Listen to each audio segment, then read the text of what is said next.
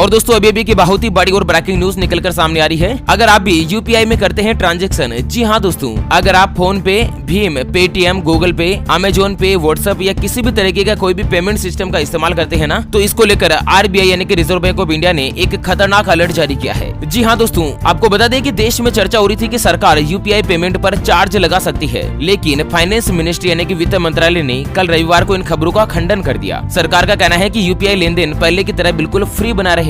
बीते दिनों आरबीआई के डिस्कशन पेपर में कहा गया था कि यूपीआई से आईएमपीएस की तरफ फंड ट्रांसफर होता है, इसलिए यूपीआई में भी आईएमपीएस के समान ही फंड ट्रांसलेशन जो चार्ज है वो होना चाहिए। और वित्त मंत्रालय ने कि जो भारत का फाइनेंस मिनिस्टर है उसका कहना है यूपीआई लोगों के लिए काफी सुविधाजनक है, ये इकोनॉमी के लिए भी फायदेमंद है। यूपीआई सर्विस पर चार्ज वसूलने को लेकर सरकार में किसी तरीके का विचार विमर्श नहीं हो रहा है। यहाँ तक कि सर्विस प्रोवाइडर के कॉस्ट रिकवरी की बात है तो उसे दूसरे तरीकों से पूरा किया जाएगा। दरअसल डिजिटल पेमेंट इकोसिस्टम के लिए सरकार फाइनेंशियल सपोर्ट दे रही है। सरकार खुद सपोर्ट कर रही है कि दोस्तों देश में यूपीआई लेन देन जो ज्यादा से ज्यादा बढ़े। और दोस्तों लोगों में इस तरह का कुछ भ्रम हो गया था कि सरकार यूपीआई पेमेंट के ऊपर चार्जेस लगा सकती है ना, तो वित्त मंत्रालय ने इसको साफ और क्लियर कर दिया है कि यूपीआई यानी कि यूनिवर्सल पेमेंट इंटरफेस जो सिस्टम है ना, उसके ऊपर चार्जेस नहीं होगा। आप फोन पे, भीम, पेटीएम, गूगल पे, किसी भी तरीके का पेमेंट सिस्टम अगर इस्तेमाल करते हैं तो आपको चार्ज से बिल्कुल मुक्ति मिलेगी, आपको 1 रुपया भी चार्ज नहीं देना होगा। आपको बता दें यूपीआई जो है ना वो 2016 में लॉन्चिंग किया गया था और इसके साथ ही डिजिटल पेमेंट की दुनिया में एक भयानक रूप से क्रांति आ गई थी। यूपीआई ने सीधे बैंक खाते में पैसे ट्रांसफर करने की सुविधा दी। इससे पहले डिजिटल वॉलेट का चलन था और वॉलेट में केवाईसी जैसी परेशानियों का झंझट था, जबकि यूपीआई में ऐसा कुछ नहीं करना होता है। अगर जुलाई की बात करें ना तो केवल मात्र 1 महीने में 600 करोड़ रुपए का ट्रांजैक्शन हुआ मात्र यूपीआई के जरिए और ट्रांजैक्शन वैल्यू 10.2 लाख करोड़ रुपए रही। यानी कि 600 करोड़ तो ट्रांजैक्शन हुए और 10.2 लाख करोड़ रुपए जो यूपीआई की ट्रांजैक्शन वैल्यू रही। खुद जो भारत के prime minister of India Narendra Modi ji है वो भी यूपीआई को बढ़ाने जा रहे हैं। अच्छा, यूपीआई सिस्टम जो है ना वो रियल टाइम फंड ट्रांसफर करता है, यानी कि एक तरीके से